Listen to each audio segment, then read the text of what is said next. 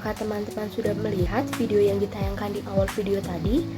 Nah, jadi dari video tersebut itu ada kaitannya dengan pembahasan yang akan saya bawakan hari ini, yaitu terkait peran perawat dalam menangani kekambuhan pasien skizofrenia setelah perawatan di rumah sakit jiwa.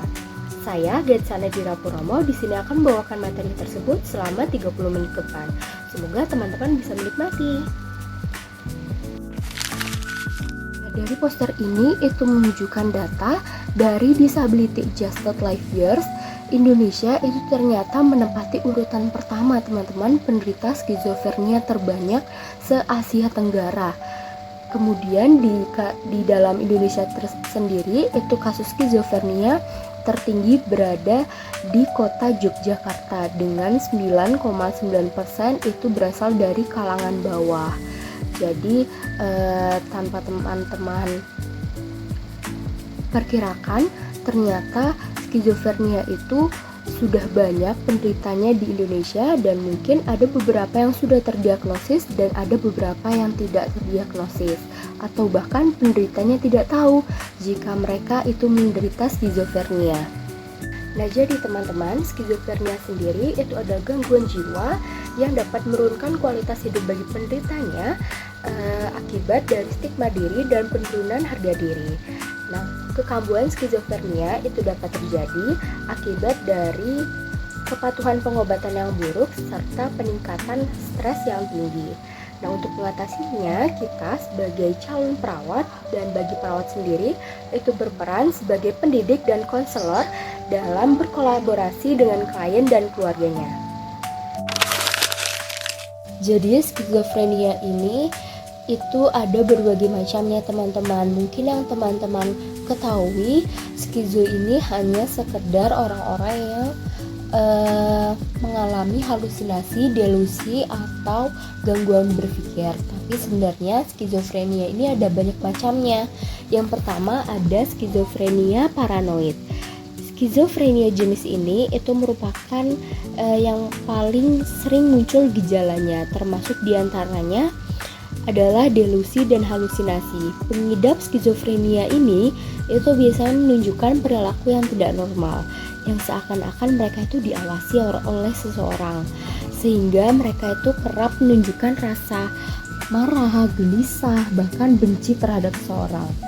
Nah, namun mereka yang mengalami skizo ini masih tetap memiliki fungsi intelektual dan ekspresi yang tergolong normal. Yang kedua ada skizofrenia katonik.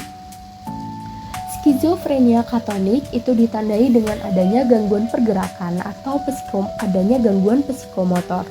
Pengidap ini cenderung tidak bergerak atau cenderung bergerak hiperaktif. Jadi pada beberapa kasus juga ditemukan sama sekali tidak mau berbicara teman-teman, atau mereka senang mengulangi perkataan orang lain, terlalu euforia. Yang akhirnya pengidap skizofrenia ini juga seringkali tidak mempedulikan kebersihan dirinya serta tidak mampu menyelesaikan aktivitas yang dilakukan. Kemudian ada skizofrenia tidak teratur, yaitu merupakan jenis yang memiliki kemungkinan paling kecil untuk disembuhkan, yang ditandai dengan ucapan dan tingkah laku yang tidak teratur dan sulit dipahami. Terkadang mereka juga bisa tertawa tanpa jelas atau terlihat sibuk dengan persepsi yang mereka miliki. Kemudian ada skizofrenia diferentiatif, yaitu skizofrenia yang sering terjadi yang gejalanya ditimbulkan dari kombinasi beberapa jenis skizofrenia lainnya. Yang kelima ada skizofrenia residual.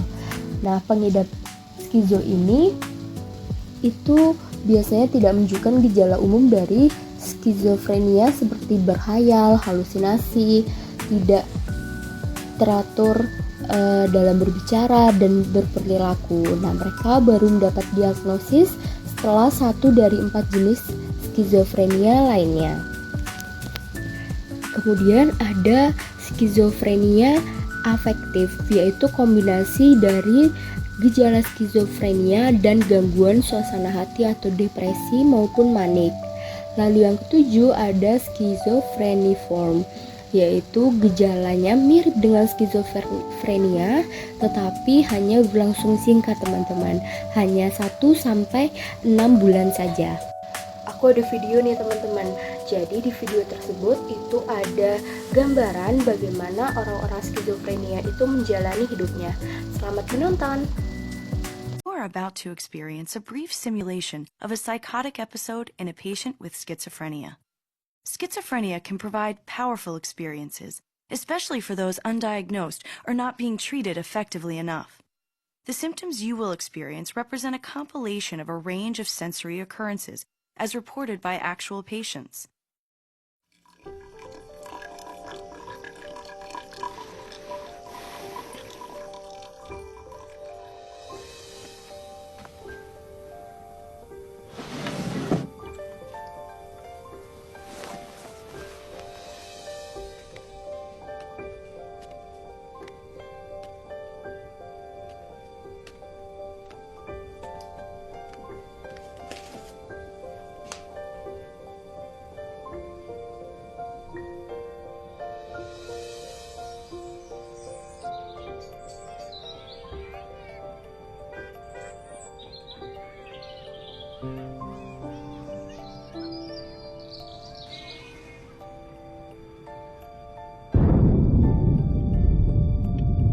Worthless. He's waking up now. Oh, the phone woke him up. Don't answer. They'll know who you are. You're a waste of space. Why are you so stupid? A waste of our time. Stupid. So stupid. Worthless. We hate you. He's gonna pick up the phone. They'll know if you lie. Rain! It's Something rain. wrong. Weather. Now to get pizza. Poison. Coming for you. Pizza. He's hanging up. Do you hear me? Don't eat. Out to get you. Poison. They know about you. Camera was Poison. rolling when an armed gunman entered the convenience store on 14th Street. The suspects were described as medium in stature with a slightly youthful demeanor. Anyone with information about this incident is urged to contact They know. They know about you. And in other news, officials have closed the northbound Time for lane meds. Don't do that. due to a water main break. Repair crews are on the scene. Now here's a story out of Chicago from last night. Two men posing as maintenance workers nearly made it out of the Quick Bite convenience store with the store's ATM machine. Make a The list. suspects Make pulled a up in longer van, list. entered the store, asked the You customers are to not use the ungrateful. machine because of You're a reported waste of problems. space. They A told waste the of our clerk that They were time. going to take the machine back to their Getting shop for coffee repair. now. Don't drink it. Sensing something Stupid. So suspicious, the clerk stupid. That smells called awful. authorities. Don't drink that coffee. When the clerk told the man he had called police, the pair took off and left the machine. Why are you so worthless? So Sky, tell us how this weekend's weather is Weather. turning out. Something wrong. You know what, Chuck? There's just no stopping the weekend weather. You hear that, worthless? Weather's coming to get Something you. wrong. Weather. And what are you going to do about it, huh? Something wrong. You have to stop it. You're just going to sit around, your stupid mouth open and do nothing? You Huh? have to stop it. It's the weather. It's here for us. Now he has to answer the door. It's here for us. Do something. Stay in. Stay away from the No, door. stop the weather. Protect us. You didn't order anything. No, don't answer. You're stupid to open that door. He has to open the door now. Here you go. Don't do it. You'll be in trouble. Poison. This is for you. This is for you. He's working with them. He's part of the plot. This is for you. Shut the door. Shut it. Don't eat it. Poison. You're stupid to open. I hate you. We Here are hate some you. items on today's activities calendar. And you need some activities, especially when you're lazy and you sleep too much. Stop staring at me. I know what you're thinking. He knows. You can stop They're it. coming for you. You know that. Part of the plot. Use your mind. Because you're so ungrateful. Don't eat it. Poison. No, don't open He it. has to open the box. This is entirely your fault. Don't eat it. Don't eat it. Poison. Poison. They're here, and it's all your fault. Oh! No. They know it's you. You're in Don't control. open the You door. hear that? No, don't open it. Don't open it. They're here, and it's all your fault. You did it. You should have used your mind to stop it. Stop it. You have to take control. Stop the door. Hey, you all right in here? I called you. Why didn't you answer? I was like screaming, "It's Lorraine! It's Lorraine!" into the phone at the top of my lungs. What were you watching? Do you even remember? Did the pizza Oh! What happened here? You forget to take your medicine this morning. Well, you know it's not good to miss a dose. Well, it's not too late to take it now. Let's get back on track. And why are you standing here in the dark? It's a beautiful day outside. Let some sunlight in. You need to get outside and enjoy it.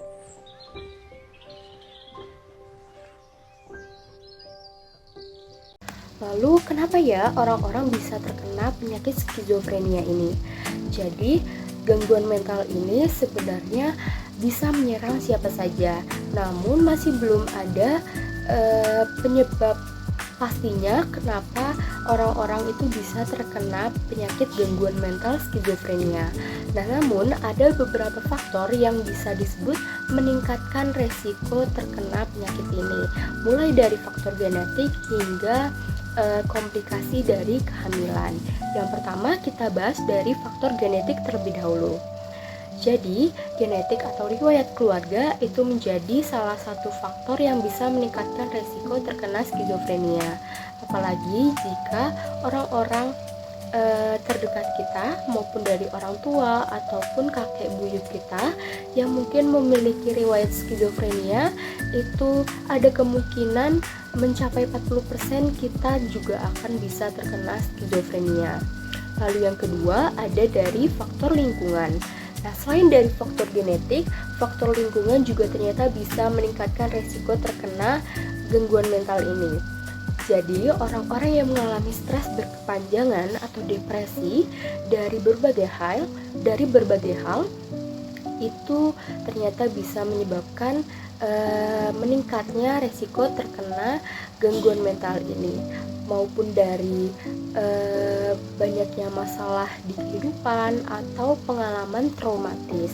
Maka dari itu kita harus hidup dengan orang-orang yang sekiranya bisa menjaga kondisi kesehatan mental, dan dari kita sendiri pun harus bisa mengontrol stres kita. Kemudian yang ketiga itu ada dari ketidakseimbangan hormon. Jadi ketidakseimbangan zat kimia atau kadar hormon di otak itu ternyata bisa menjadi penyebab dari kondisi ini. Nah, umumnya resiko penyakit skizofrenia menjadi lebih tinggi akibat tidak adanya ketidakseimbangan dopamin dan serotonin.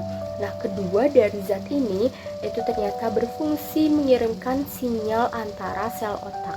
Jadi jika ada masalah di antara kedua sel ini, itu bisa menjadi penyebab kemungkinan terjadinya skizofrenia. Kemudian ada dari komplikasi kehamilan. Nah, skizofrenia itu bisa menyerang bayi.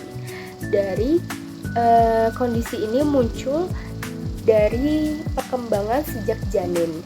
Jadi penyakit ini bisa terjadi karena ada dari masalah kesehatan selama kehamilan maupun dari malnutrisi dari bayi tersebut.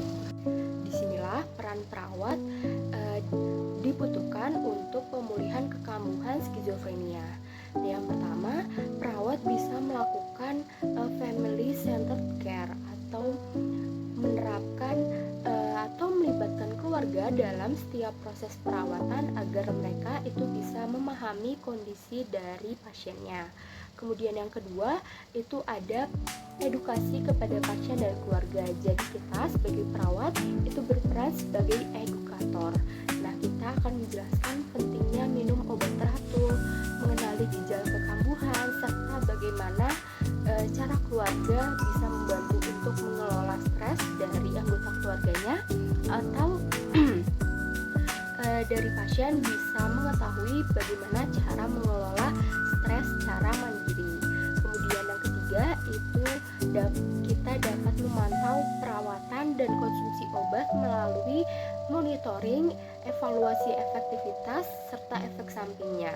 Dan yang keempat itu ada membantu pasien dan keluarga mengetahui perubahan perilaku tanda-tanda terjadinya kekambuhan. Jadi kita di sini mengedukasi lagi terkait apa saja gejala-gejala atau faktor yang bisa meningkatkan kekambuhan dari penderita skizofrenia. Lalu yang terakhir, yang kelima, itu kita sebagai perawat harus menciptakan lingkungan yang tenang untuk mengurangi stimulus penderita skizofrenia ini menyakiti dirinya sendiri. Skizofrenia itu bukan akhir dari segala-galanya kok. Kami juga manusia. Kami punya pikiran kami punya perasaan kami. Percaya gitu. Kita punya harapan untuk pulih. Tuhan punya rencana yang lebih baik untuk hidup saya, diri saya, hidup saya sekarang dan ke depan. Di Indonesia, terdapat 15,8% keluarga memiliki anggota yang menderita gangguan jiwa. Salah satunya adalah skizofrenia.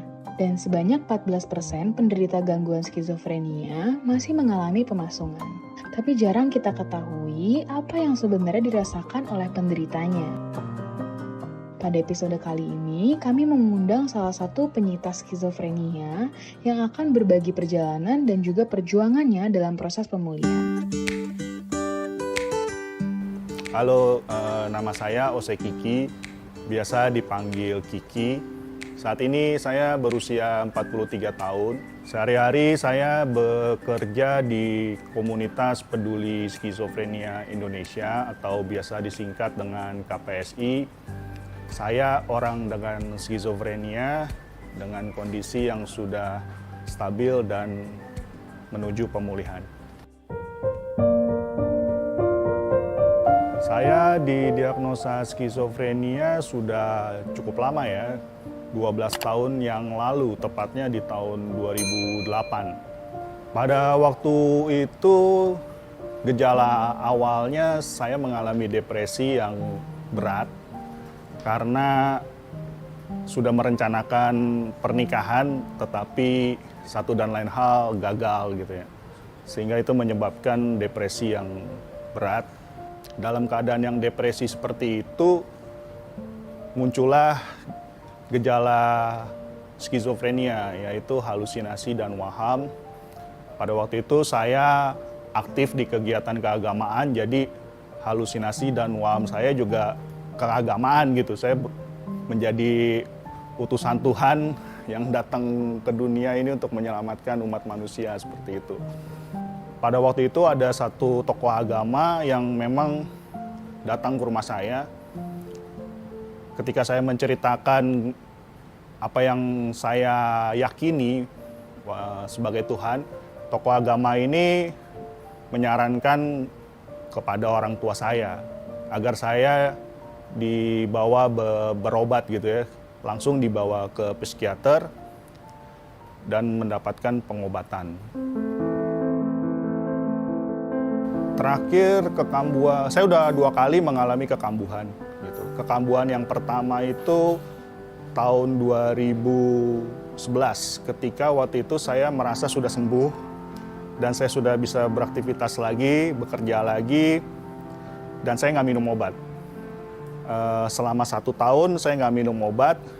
Ternyata ketika stres gitu ya, ketika ada tekanan di dalam pekerjaan, dan waktu itu saya mencoba memulai membangun hubungan lagi dan gagal lagi, akhirnya jadi bertambah gitu tekanannya, dan itu jadi memicu kekambuhan. Akhirnya ya saya dibawa berobat lagi, harus minum obat lagi gitu. Kekambuhan yang kedua terjadi kurang lebih 2 tahun yang lalu lah. Ketika waktu itu memang saya menemukan dream job gitu ya, pekerjaan impian saya pada saat itu gitu, yaitu saya sebagai supervisor di kafe, salah satu kafe. Di situ muncul lagi gejala mania tadi. Saya sangat percaya diri, saya sangat bergairah. Akhirnya saya merasa kafe itu jadi milik saya sendiri gitu. Akhirnya tidak selang berapa lama saya harus dipecat gitu kan. Nah, salah satu teman di komunitas peduli skizofrenia Indonesia KPSI melihat gejala itu dan mengatakan kepada orang tua saya bahwa ini sudah harus dibawa berobat lagi nih gitu. Akhirnya saya dipaksa, belum waktunya konsultasi oleh almarhum ayah saya dan bersama ibu saya bertemu lagi dengan psikiater. Dan saat itu saya harus menjalani rawat inap. Kurang lebih 54 hari lah total saya dirawat inap. Skizofrenia ini adalah gangguan jiwa yang paling berat. Dari gejala-gejalanya tadi, halusinasi, waham, mengakibatkan si penderitanya itu tidak bisa berfungsi dengan baik sehari-hari seperti orang biasanya gitu. Saya pun juga pernah gitu mengalami di ruang isolasi waktu dirawat inap seperti itu.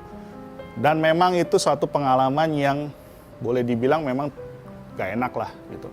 Kalau bisa sih jangan diinget-inget lagi gitu kan. Tapi kita bisa belajar. Kita bisa mengambil makna dari situ gitu.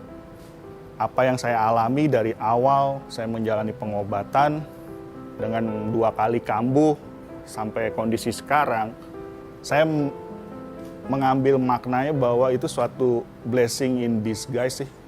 Suatu berkat yang tersembunyi gitu. Yang ternyata Tuhan punya rencana yang lebih baik buat saya, untuk hidup saya, diri saya, hidup saya sekarang dan ke depan gitu. Kalau di luar sampai kehilangan kontrol sih nggak ada ya. Saya pernah juga berprofesi sebagai ojek online gitu. Pernah bawa customer itu keliling-keliling gitu, nyasar gitu. Karena saya yakin nih lewat sini nih gitu. Tapi ternyata enggak gitu. Nah paling yang kadang-kadang yang bikin lucu ya itu sih. Kalau nggak pernah juga order makanannya apa, saya salah gitu. Karena kayak gitu-gitu aja sih. Tapi kalau yang bener-bener sampai kehilangan kontrol sih hampir nggak ada gitu. Oke, jadi memang berdasarkan penelitian riset, skizofrenia itu sebenarnya ketidakseimbangan zat kimia di otak. Jadi di dalam struktur sistem otak kita ini itu kompleks dah, rumit gitu ya.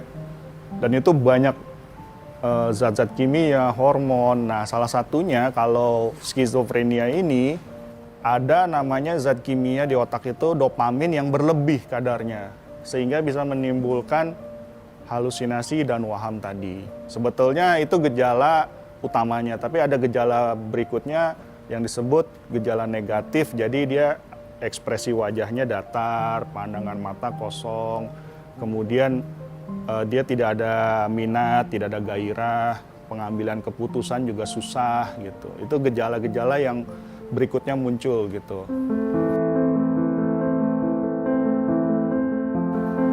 Keluarga itu baru sadar ketika ya tadi tokoh agama itu datang.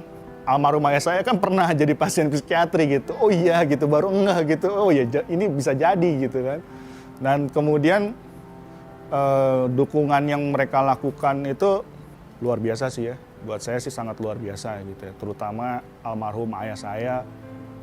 Beliau yang selalu gitu ada buat saya, terutama di saat-saat sulit, di saat-saat ya saya mengalami kekambuhan seperti itu. Semua sih. Jadi kalau ibu saya memang dia sederhana orangnya gitu kan. Malah sekarang setelah ayah saya berpulang, ternyata ibu saya dengan caranya menjadi caregiver ya, menjadi pendukung dengan keibuannya, itu luar biasa gitu loh. Kemudian juga adik-adik saya sangat-sangat mendukung gitu. Dia adik saya, adik ipar saya, bahkan sampai keponakan saya, semua sangat mendukung gitu. Fokus saya sekarang mengenai pemulihannya.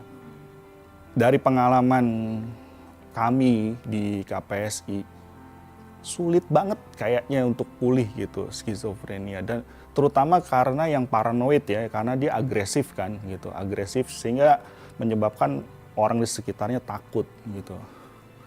Tapi sebenarnya berkali-kali juga dari media sosial kami katakan bahwa minum obat yang teratur, disiplin, terima kalau memang diri kita ini sakit, kita butuh pertolongan. Pertolongannya apa? Ya melalui obat, melalui dukungan keluarga, dan percaya gitu. Dengan menjalani pengobatan, kita punya harapan untuk pulih.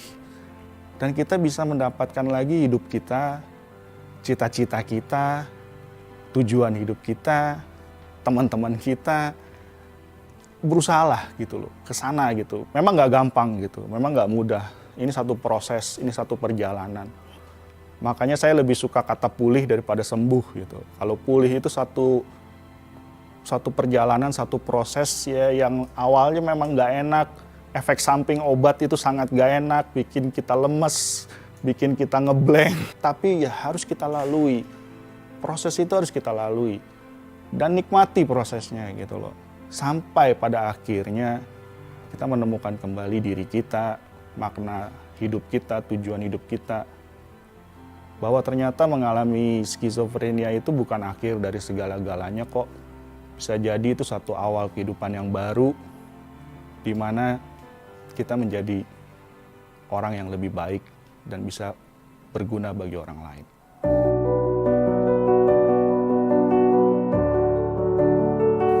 Bagi kami yang mengalami gangguan jiwa, khususnya skizofrenia, kami juga manusia yang sama seperti manusia lain. Kami punya pikiran kami punya perasaan kami juga punya perilaku yang sama sebenarnya gitu loh. Dan kami juga ingin dicintai, kami juga ingin dihargai, kami juga ingin diberikan kesempatan, kami juga ingin dianggap manusia juga, diperlakukan seperti manusia juga. Jadi kalau menjumpai orang yang mengalami gangguan jiwa, empati, peduli, simpati bahwa kondisi yang dialami dia juga nggak mau kok dia seperti itu, dan dia juga kadang nggak tahu kenapa bisa begitu gitu. Jadi lebih baik kita tunjukkan kepedulian kita daripada kita hakimi. Perjuangan KPSI dan organisasi kesehatan jiwa yang lainnya bisa dibilang membuahkan hasil gitu, di mana sebenarnya awareness tentang kesehatan jiwa itu sudah mulai ada di masyarakat gitu ya, terutama di kalangan generasi muda ya, anak muda gitu ya. Di era informasi yang demikian terbuka ini, pinter-pinter lah gitu loh ya, bijaksana juga gitu. Jangan self-diagnose gitu. Yang bisa menentukan diagnosa adalah ahlinya. Setidaknya kalau memang ada gejala-gejala skizofrenia, halusinasi, waham, segera konsultasi ke psikiater atau psikolog klinis gitu ya. Semakin terdeteksi lebih awal, kesempatan atau rasio pulihnya itu akan jauh lebih tinggi dibanding terlambat. Seperti itu sih.